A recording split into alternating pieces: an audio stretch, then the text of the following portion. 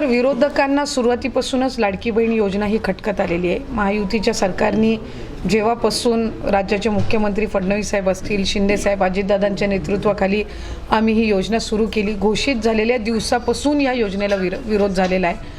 आणि खरं तर हे दुर्दैवी आहे, महिलांसाठी पहिल्यांदाच अशा पद्धतीची योजना आली। 1500चा आम्ही लाभ देत असतो आणि आता जवळपास वर्षभराहून अधिक कालावधी उलटून गेला ही योजना आम्ही राबवत असताना ही योजना राबवत असताना आता ही एक रेग्युलर स्कीम आहे, पण लाडक्या बहिणी लाभापासून वंचित राहता कामा नयेत ह्या दृष्टिकोनातून महायुतीचं सरकार काम करत आहे। त्याच्यामुळे एखादी स्कीम जर महिलांना आनंद देणारी असेल, त्याचा लाभ जर गरजू महिलांपर्यंत पोहोचत असेल तर विनाकारण 10 वेळा त्या गोष्टीवर आक्षेप घेऊन मला असं वाटतंय की आपण लाडक्या बहिणींनाच ते नाराज करत आहेत। नांदेड महानगरपालिकेच्या निवडणुकीच्या पार्श्वभूमीवर आज इथे आम्ही सभा घेतलेल्या आहेत। इथले आमचे सन्माननीय आमदार प्रतापराव साहेब असतील, मिनलताई असतील, राष्ट्रवादी काँग्रेस पक्षाचे सर्व म्हणजे माजी आमदारी त्या ठिकाणी प्रचार सभेच्या आणि रॅलीच्या निमित्ताने होते, सगळे पक्षाचे पदाधिकारी होते आणि एक चांगला प्रतिसाद या निमित्ताने पाहायला मिळतोय। महानगरपालिकांचं निवडणूक म्हणजे मतदान 7-8 वर्षाच्या कालावधीनंतर होतं आहे, त्यामुळे नागरिकांच्या या 7-8 वर्षातल्या समस्या, त्याच्या आधीतले सगळे प्रलंबित प्रश्न या सगळ्या संदर्भामध्ये आम्ही संवाद साधतो आहे।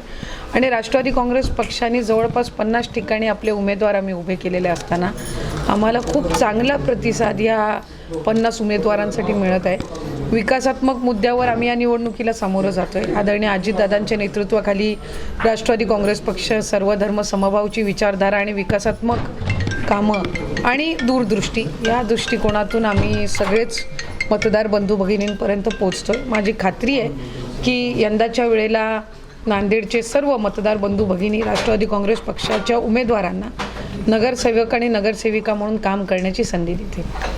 ताई, सोलापूरमध्ये भाजपने अजून एक खेळी केलेली आहे, राष्ट्रवादीच्या एका उमेदवाराचा थेट भाजपमध्ये पक्षप्रवेश झालेला आहे। खरं तर कुठलीही आघाडी असो, युती असो, कुठल्याही पक्षाचे अधिकृत उमेदवार असो, अशा वेगवेगळ्या पद्धतीच्या आम्हाला साधारणपणे निवडणुकीच्या पार्श्वभूमीवर उमेदवार अर्ज मागे घेणं किंवा उमेदवारांनीच पक्षामध्ये प्रवेश करणं किंवा ऐन वेळेला उमेदवारांनी फॉर्म भरल्यानंतर सुद्धा निवडणुकीच्या प्रचारामध्ये मधून माघार घेणं, अशा पद्धतीचे जे सगळ्या काही बाबी त्या ठिकाणी निदर्शनास आलेल्या आहेत। खरं तर एकदा पक्षाचा अर्ज, पक्षाने इतका विश्वास त्या उमेदवारावर ठेवल्यानंतर अशा पद्धतीच्या खरं तर घटना घडता कामा नयेत यासाठी प्रत्येक पक्षांनी, संघटना असतील, महायुतीचे घटक पक्ष असतील, यांनी आपापल्या स्तरावर त्या ठिकाणी ती एक जी काही जबाबदारी आहे किंवा ती एक बाब आहे ती त्या ठिकाणी पाळली पाहिजे।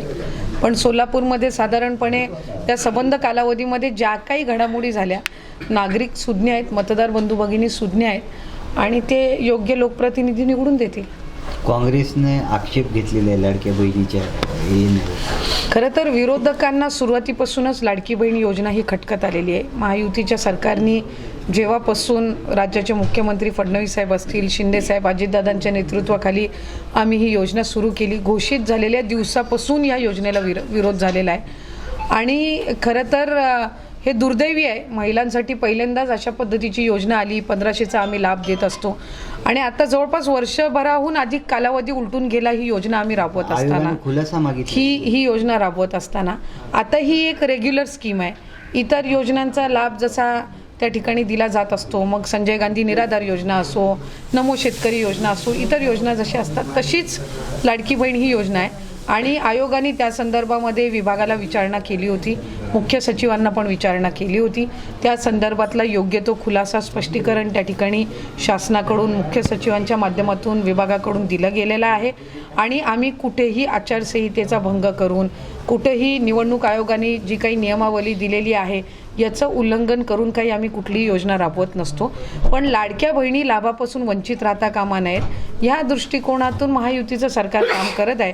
त्याच्यामुळे एखादी स्कीम जर महिलांना आनंद देणारी असेल, त्याचा लाभ जर गरजू महिलांपर्यंत पोहोचत असेल तर विनाकारण 10 वेळा त्या गोष्टीवर आक्षेप घेऊन मला असं वाटतंय की आपण लाडक्या बहिणींनाच ते नाराज करत आहेत. ताई, शेवटचा प्रश्न आहे की आशिष शेलार असं म्हणाले आहेत की राष्ट्रवादीला जे आहे ते सावरकरांचे विचार हे मान्य करावे लागतील, पण अमोल मिटकरी म्हणत आहेत की आमचा पक्ष जो आहे तो फुले शाहू आंबेडकरांच्या विचारावर चालतोय. खरं तर आम्ही महायुतीच्या या सरकारमध्ये ज्या दिवशी सहभागी झालो त्या दिवसापासून अजितदादांनी नेहमीच जे वरिष्ठ केंद्र स्तरावरचेही नेतृत्व आहेत, आम्ही देशाचे पंतप्रधान नरेंद्र मोदी साहेब, त्याचबरोबर अमित शाह साहेब यांच्या नेतृत्वावर विश्वास ठेवून आम्ही या महायुतीच्या सरकारमध्ये सहभागी झालो.